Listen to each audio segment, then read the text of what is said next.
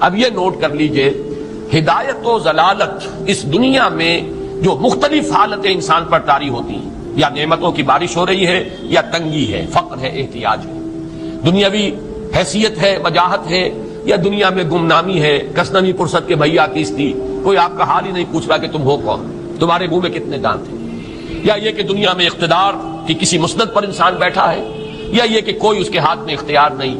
یہ تمام جو حالات انسان پر طاری ہوتے ہیں، ان کے جواب میں جو طرز عمل فکری اعتبار سے اور عملاً انسان اختیار کرتا ہے، اس کے 4 درجے ہیں۔ پہلا درجہ ہے انتہائی گمراہی، ضل ضلالا بعیدا۔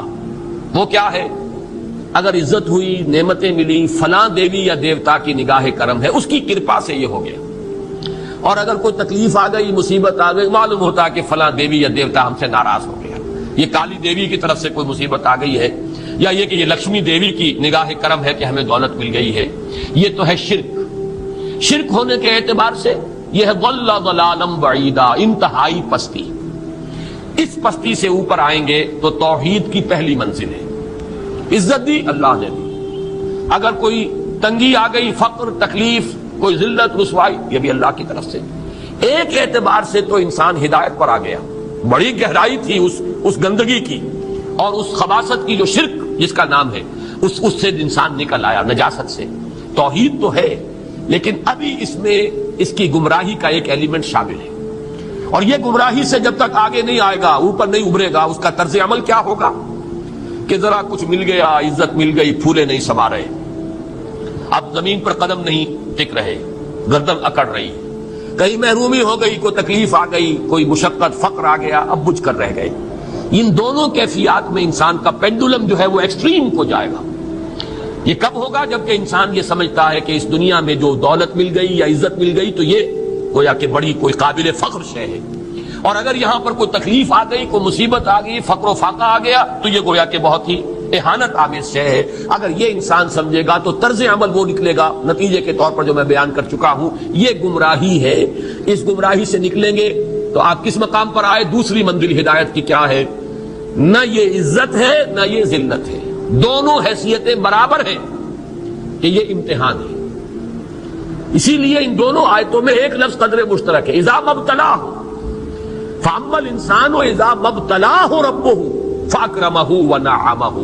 یہ بھی ایک ابتلا ہے، آزما رہا ہے اللہ، کبھی وہ دے کر آزماتا ہے، کبھی چھین کر آزماتا ہے، کبھی فقر و فاقہ سے آزماتا ہے، کبھی وہ کثرت دولت اور کثرت مال سے آزماتا ہے، کبھی وہ صحت دے کر آزماتا ہے کہ یہ قوت اور توانائی اور صحت جو میں نے دی ہے یہ اس میں کیا کرتا ہے، کبھی وہ مرض کے ذریعے سے آزماتا ہے کہ صبر کرتا ہے کہ نہیں کرتا۔ ہمارے لیے شکوہ اور شکایت تو اس کی زبان پر نہیں آ جاتی، نالا اور شیون تو نہیں آ جاتا، تکلیف جھیلتا ہے کہ نہیں جھیلتا، اس میں تحمل ہے کہ نہیں ہے، تو صبر کرتا ہے یا شکر کرتا ہے۔ یہ دونوں کیفیات در حقیقت اس اعتبار سے مساوی ہے، یہ بھی امتحان، یہ بھی امتحان۔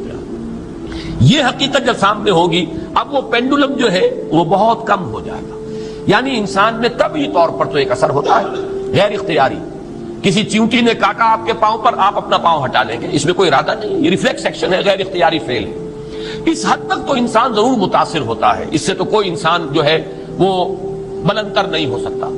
حضرت ابراہیم رضی اللہ تعالیٰ عنہ، حضور کے وہ نومولود فرزند، انتقال جب ہو رہا تھا، آپ کی آنکھوں میں آنسو آ گئے۔ اب یہ ایک طبعی اثر ہے، ایک فعل ہے، انفعالی کیفیت ہے جو بالکل طبعی ہے، لیکن یہ نہیں کہ اس کی وجہ سے انسان کی زبان پر کوئی شکوہ آ جائے، کوئی شکایت آ جائے، یہ نہیں ہوگا، یہ ایمان کے منافی ہے۔ اسی طریقے سے اگر کوئی خوشی ہوئی ہے تو چہرے کے اوپر ایک نکھار آ جائے گا، تبسم آ جائے گا، اس سے زائد نہیں۔ اس حد تک تو یوں سمجھیے کہ انسان کا طبعی تقاضا ہے۔ اس سے زیادہ یہ پینڈولم اگر سوئنگ کر رہا ہے تو گویا کہ اس حقیقت سے انسان محجوب ہے کہ یہ بھی امتحان ہے، یہ بھی امتحان ہے، جو ہم سورہ حدید میں پڑھ چکے ہیں۔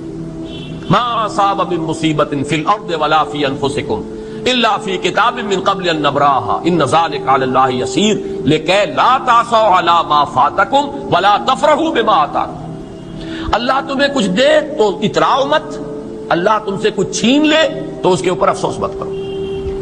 یہ نتیجہ ایمان کا نکلنا چاہیے۔ اگر تمہیں ایمان ہے اللہ پر، اگر تمہیں یقین ہے کہ جو کچھ ہوا ہے اللہ کے اذن کے بغیر نہیں ہوا، اگر تمہیں یقین ہے کہ اللہ نے جو میرے لیے طے کیا ہے اس میں میرے لیے خیر ہی ہے، چاہے فی الحال، فی الوقت، فوری طور پر مجھے ناگوار محسوس ہو رہی ہے بات، لیکن یقیناً میرے لیے اس میں خیر ہے میرے رب کی طرف سے کہ ہر چیز ساتھی ماریخ عین الطاف است۔ ہم تو شارٹ سائٹڈ ہیں، ہم دیکھ نہیں سکتے کسی شے کو، ہم اس کے ظاہر کو دیکھ کر گھبرا اٹھتے ہیں کہ یہ تو تکلیف آ گئی، کیا پتا اسی کے پردے میں اللہ کی رحمت آ رہی ہے۔ میں نے وہ رئیس امروہوی کے اشعار آپ کو کئی دفعہ سنائے ہیں۔ وہ وقت آیا کہ ہم کو قدرت ہماری سعی و عمل کا پھل دے، بتا رہی ہے یہ ظلمت شب کہ صبح نزدیک آ رہی ہے۔ ابھی ہے کچھ امتحان باقی، فلاکتوں کے نشان باقی، قدم نہ پیچھے ہٹے کہ قسمت ابھی ہمیں آزما رہی ہے۔ رئیس اہل نظر سے کہہ دو کہ آزمائش سے جی نہ ہارے، جسے سمجھتے ہو آزمائش وہی تو بگڑی بنا رہی ہے۔ اسی آزمائش سے تو بگڑی بنے گی، اسی سے تو تمہارا خیر جو ہے اجاگر ہوگا، سامنے آئے گا، پتہ چلے گا who's who, what is what۔ ابو بکر میں کتنا یقین اور ایمان تھا، یہ کیسے معلوم ہوگا؟ کیسے معلوم ہوگا کہ بلال میں کتنا سہار، کتنا تحمل تھا، کتنا صبر تھا، اگر وہ مصیبت ان پر نہ آتی کہ جو امیہ ابن خلف کے ہاتھوں ان پر قیامت ٹوٹ رہی تھی۔ تو یہ ساری چیزیں جو ہے ما اصاب من مصیبت فی الارض ولا فی انفسکم الا فی کتاب من قبل ان نبرأ ان ذلک علی اللہ یسیر لکی لا تعصوا علی ما فاتکم ولا تفرحوا بما آتاکم واللہ لا یحب کل مختال فخور۔ اگر اس حقیقت سے محجوب ہو جاؤ گے تو پھر اختیال اور فخر اور گھمنڈ پیدا ہو جائے گا تمہارے اندر، یا دوسری طرف مایوسی، کمر ہمت ٹوٹ کر رہ جائے گی، خودکشی کرنے کو انسان آمادہ ہو جاتا ہے، ذرا کوئی ناکامی دنیا میں آ گئی، کوئی تکلیف آ گئی۔ یہ ہے در حقیقت تیسری منزل، ہدایت کی دوسری سیڑھی۔ پہلا کیا تھا؟ نہایت ضل ضلالا بعیدا، کوئی خیر مل گیا تو کسی دیوی کی نگاہ کرم، کوئی تکلیف آ گئی تو کسی دیوتا کی ناراضگی، یہ تو ہے ضل ضلالا بعیدا۔ اس سے اوپر آئے، یہ پہلی سیڑھی ہدایت کی ہے۔ عزت ہے تو اللہ کی طرف سے، اور اگر کوئی ذلت ہے، تنگی ہے تو اللہ کی طرف سے۔ یہ ہدایت کا آغاز ہو گیا، یہ توحید کی بنیادی منزل ہے۔ اس سے اگلی منزل، یہاں کی ذلت ذلت نہیں، یہاں کی عزت عزت نہیں۔ ذالک یوم التغابن، ہار اور جیت کے فیصلے کا دن تو قیامت کا دن ہے۔ وہاں معلوم ہوگا جس کو اس روز عزت ملی وہ عزت والا ہے، جو اس روز ذلیل ہو گیا وہ ذلت والا ہے۔ یہ تو امتحان ہے، دارالامتحان ہے۔ خلق الموت والحیات لیبلوکم ایکم احسن عملا، یہ تو دارالامتحان ہے۔ امتحان ہونے کے ناطے دونوں برابر ہیں۔ اس سے اوپر ہے ایک چوتھی منزل، ہدایت کی تیسری منزل۔ وہ کیا ہے؟ عام طور پر انسان یہ سمجھتا ہے کہ یہ جو آزمائش ہے تنگی کی اور فقر و فاقہ کی، یہ سخت تر آزمائش ہے، اور نعمتوں کی بارش ہو تو یہ آسان آزمائش ہے۔ یہ بھی ابھی گمراہی کا ایک پرت جو ہے اس کی باقی ہے۔ ابھی ہدایت کا جو کامل جو ہوگا انکشاف، وہ کب ہوگا؟ جب انسان اس حقیقت کو جان لے کہ جہاں وسعت ہو، جہاں کثرت ہو، وہ زیادہ بڑا امتحان ہے، سخت امتحان ہے، بجائے اس کے کہ اگر قلت ہے، کمی ہے، یہ کم تر امتحان ہے، یہ کم بھاری امتحان ہے۔ کیوں؟ کہ اگر آپ کے پاس کثرت ہے، آپ کے اندر غفلت پیدا ہو جائے گی۔ کثرت کا لازمی نتیجہ غفلت ہے۔ نہ کوئی غم کرو، نہ خوف، خوشیاں مناؤ جنت کی جس کا تم سے وعدہ کیا گیا تھا۔ اللہ کی ربوبیت پر اطمینان جب انسان کو ہو جاتا، میرا رب اللہ ہے، ربی اللہ، انسان کے لیے نہ کوئی کھٹکا، نہ کوئی خطرہ، نہ کوئی خوف، نہ کوئی حزن۔ جو کچھ ہو رہا ہے کس کے اذن سے ہو رہا ہے؟ اللہ کے اذن سے۔ اللہ کے اذن کے بغیر پتا تک نہیں ہلتا۔ یہ کوئی اندھا بہرا مادہ نہیں ہے جس سے مجھے کوئی خوف ہو۔ اندھا بھینسا چلا رہا ہو، اس سے تو ڈرنے کا ہر انسان کو ڈرنا چاہیے، نہ معلوم کس کو ٹکر مار دے۔ لیکن نہیں، اس کائنات کو چلانے والا ایک سمیع و بصیر خدا ہے، وہ جو میرا دوست ہے، میرا ولی ہے۔ اللہ ولی الذین آمنوا یخرجہم من الظلمات الی النور۔ اللہ اہل ایمان کا ولی ہے، ساتھی ہے، پشت پناہ ہے، مددگار ہے، حمایتی ہے۔ بتائیے جسے یقین ہو جائے کہ اللہ میرا مددگار، اللہ میرا محافظ، اللہ میرا پشت پناہ، اللہ میرا حمایتی، اس کے لیے کوئی خوف ہوگا؟ اس سے کوئی ڈر ہوگا؟ میں مثال دیا کرتا ہوں ایک بہت سادہ، پنجاب کے دیہات کی۔ تو بڑا چودھری ہے اور کوئی غریب کسان ہے۔ اس غریب کسان کے جانوروں کو ہر وقت اندیشہ ہوگا چوری کا، کوئی میری بھینس کھول کر نہ لے جائے، کوئی میرا بیل کھول کر نہ لے جائے۔ لیکن جس کے بارے میں یہ سب کو معلوم ہو کہ وہ جو بڑا چودھری ہے وہ اس کا دوست ہے، اس کی بچیا کو کوئی خوف ہوگا؟ اس کی بھینس پر کوئی ہاتھ ڈالے گا؟ اسے کوئی اندیشہ ہوگا؟ نہیں۔ کیوں؟ کہ وہ بڑا چودھری، بڑا اس کا یہاں کا سردار، جاگیردار، سب کو معلوم ہے وہ میرا دوست ہے، کوئی میرے خلاف اقدام نہیں کر سکتا۔ اس دنیا میں یہ چھوٹی سی بات اگر آپ کے دلی اطمینان اور سکون کا باعث بن سکتی ہے تو ذرا تصور کیجئے۔ میں لفظ تصور استعمال کروں گا صرف اس لیے کہ اس کا ہم جس کو کہتے ہیں ادراک اور شعور کر نہیں سکتے، اگر کے ساتھ کر سکتے۔ اگر یقین ہو کہ اللہ میرا مددگار اور یقین ہو کہ اللہ ہر آن میرے ساتھ ہے، پھر کوئی خوف؟ کس کا خوف؟ کوئی شے اللہ سے بالا تر ہے؟ کوئی قوت اس سے زیادہ طاقتور ہے؟ کوئی اس کے ارادے کو بدلنے والا ہے؟ کوئی اس کی مشیت کے آڑے آنے والا ہے؟ یہی بات ہے جو حضور نے فرمائی۔ یہ ایمان کا حاصل ہے لب لباب، کہ دیکھو اچھی طرح اس بات کو ذہن نشین کر لو، اگر تمام انسان مل کر تمہیں کوئی نقصان پہنچانا چاہے نہیں پہنچا سکتے مگر جو کچھ اللہ نے لکھ دیا ہو، اور تمام انسان مل کر تمہیں کوئی نفع پہنچانا چاہے نہیں پہنچا سکتے مگر وہ شے جو اللہ نے طے کر دی۔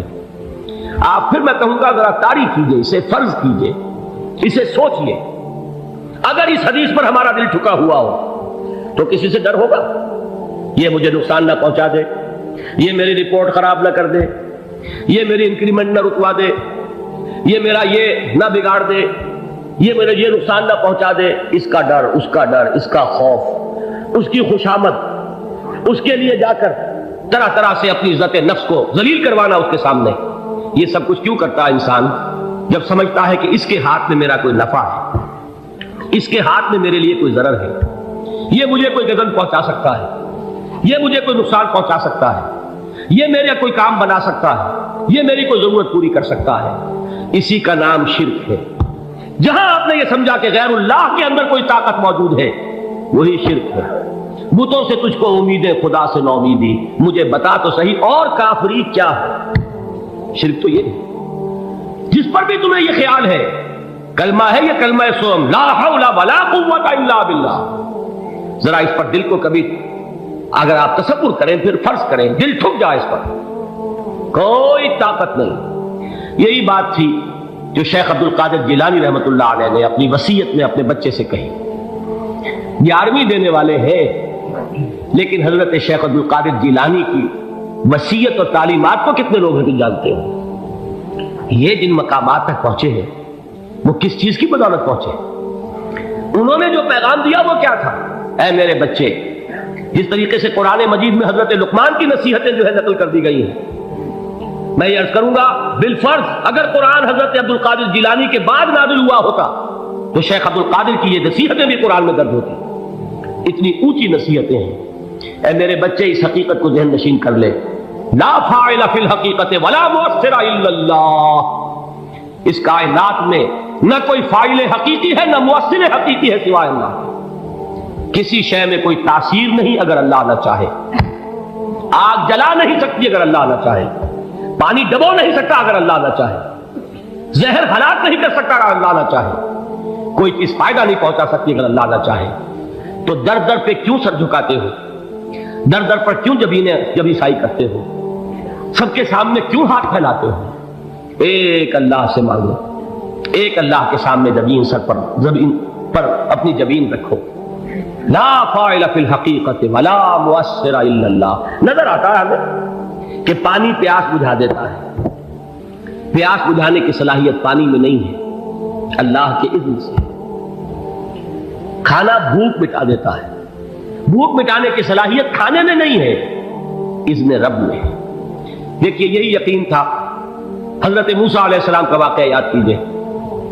سامنے سمندر آ گیا ہے، قوم دیکھتی ہے پیچھے کہ گرد و غبار کا طوفان، معلوم ہوا کہ فرعون اپنے لشکر سمیت آ گیا۔ لشکر جب چلتا تھا تیز رفتاری کے ساتھ تو گرد و غبار کا جو طوفان اٹھتا تھا اس کا تصور کیجیے، اور لمحہ بلمحہ وہ قریب آ رہا ہے۔ پوری قوم نے کیا کہا؟ اے موسیٰ انا لمدرکون، اے موسیٰ ہم کو پکڑے گئے۔ قرآن مجید میں تو یہاں وہ باتیں نہیں لکھی ہیں، لیکن تورات میں یہ درج ہے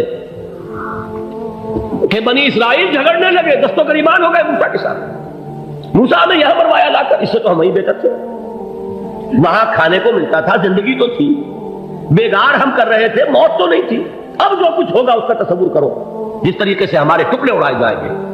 تو لڑ رہے ہیں حضرت موسیٰ علیہ السلام سے، یہ تورات کی تفصیل ہے۔ قرآن میں صرف اتنا آیا ہے، پریشان ہو کر انہوں نے کہا انا لمدرکون، موسیٰ ہم کو پکڑے گئے۔ اس وقت موسیٰ کا جواب کیا ہے؟ کلا ان معی ربی سیہدین، نہیں، میرے ساتھ میرا رب ہے، وہ راستہ دے گا۔ بتائیے کہاں راستہ نظر آ رہا ہے؟ یہ ہے ایمان بالغیب۔ راستہ نظر نہ آئے تب اللہ پر یقین ایمان ہے، جیب میں پیسے ہوں اور تب دل کو اطمینان ہے، تو ایمان کس پر ہوا؟ پیسے پر، اللہ پر نہیں۔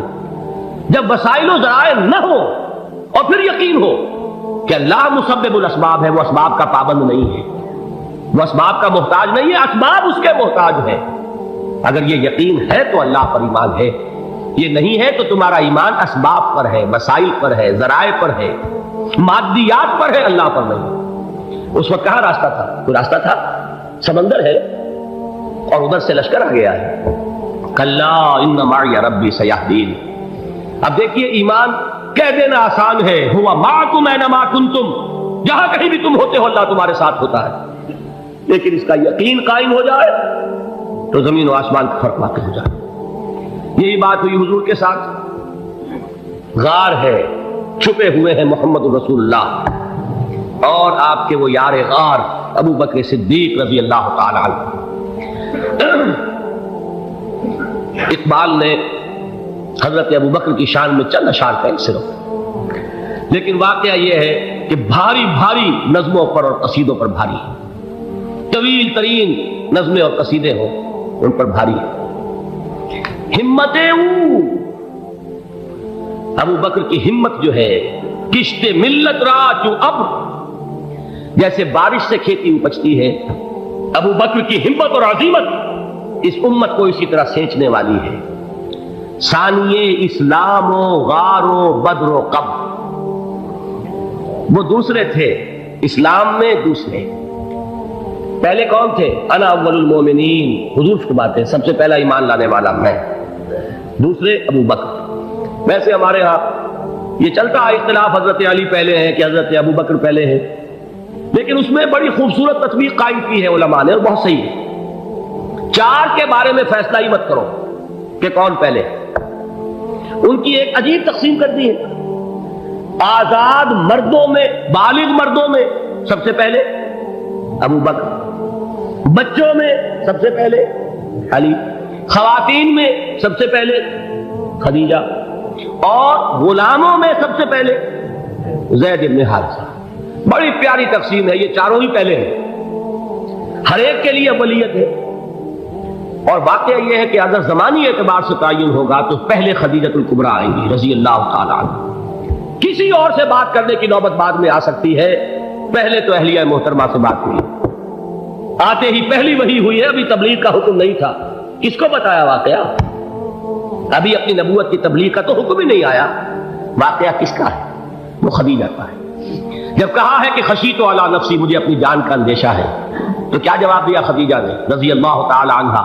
وہ صدیقۃ الکبریٰ ہے۔ صدیقات جو ہے خواتین، ان میں چوٹی پر خدیجۃ الکبریٰ ہے رضی اللہ تعالی عنہ، اور صدیق جو مرد ہیں ان میں صدیق اکبر ہے ابو بکر صدیق رضی اللہ تعالی عنہ، لیکن صدیقات میں چوٹی پر۔ جب حضور نے فرمایا خشیت علی نفسی، کیا فرمایا، کیا عرض کیا، کیسے تسلی دی؟ نہیں، اللہ آپ کو ضائع نہیں کرے گا، آپ غریبوں کے ہمدرد ہیں، آپ مساکین کے تکالیف رفع کرنے والے ہیں، آپ بیواؤں کی سرپرستی کرتے ہیں، آپ مسافروں کی خدمت کرتے ہیں، اللہ آپ کو ضائع نہیں کرے گا۔ یہ یقین ہے اس خاتون کے اندر۔ خیر وہ ایک علیحدہ بات ہو جائے گی۔ میرے دل پر حضرت خدیجہ رضی اللہ تعالیٰ عنہ کی شخصیت کا بڑا گہرا نقش ہے، جو وہ کوئی اور ہی وقت اور موقع ہوا تو بیان ہوگا۔ بہرحال اقبال نے ایک مصرے میں جو چار اولیتیں جمع کر دی ہیں، ہمتیں کشت امت را چو ابر، ثانی اسلام و غار و بدر و قبر۔ اسلام میں حضور کے بعد پہلے کون؟ ابو بکر۔ غار میں حضور کے ساتھ کون؟ ابو بکر۔ بدر کی رات اللہ کا رسول سرب سجود، وہ جھاڑ، وہ گھاس پھوس کی جو جھوپڑی بنائی گئی تھی، اور وہاں تلوار ننگی لے کر پہرا دینے والا کون؟ ابو بکر. اور اس حجرہ عائشہ میں محمد کے بعد سب سے پہلے دفن ہونے والا کون؟ ابو بکر رضی اللہ تعالی عنہ صلی اللہ علیہ وسلم. وہ جو معاملہ میں سنا رہا تھا غار ثور کا، حضرت ابو بکر بھی حضور کے خیال سے لرز گئے ہیں. آپ کو یاد ہوگا کہ جا کر پہلے تمام جتنے سوراخ تھے انہیں بند کیا ہے. ایک سوراخ رہ گیا تھا جس کو بند کرنے کے لیے کوئی کپڑا نہیں تھا، وہاں اپنی ایڑی رکھی ہے. تب کہا ہے حضور سے تشریف لائیے، اور اپنے زانو پر حضور کو لٹایا ہے، اور وہاں کسی موذی جانور نے کاٹا ہے. حضور کی آنکھ لگ گئی تھی اس وقت. اس بل کے اندر جو بھی بچھو ہے کیا ہے واللہ عالم، اس نے کاٹا ہے. اس کی تکلیف کی وجہ سے ابو بکر کی آنکھوں سے آنسو ٹپک گئے. حضور کے چہرے مبارک پر پڑے ہیں تو حضور جاگے ہیں معاملہ کیا ہے. ایڑی نہیں ہٹائی وہاں سے، مبادا وہ جانور وہاں سے نکل کر محمد الرسول اللہ کو کوئی گردن پہنچا دے. ابو بکر کی ایڑی ہے، جس طرح چاہے کھا لے، ختم کر دے، جان نکل جائے تب کوئی آنچ آئے محمد پر تو آئے، لیکن جیتے جی نہیں. وہ ہے ابو بکر. حضور کے خیال سے اس وقت حضور نے پھر اپنا لعاب دہن لگایا ہے، اور اس سے پھر آپ کی تکلیف ختم ہوئی. جیسے خیبر میں حضرت علی کی آنکھ دکھ رہی تھی، اس کو جو شفا حاصل ہوئی ہے وہ بھی حضور کے لعاب دہن سے ہوئی. تو بہرحال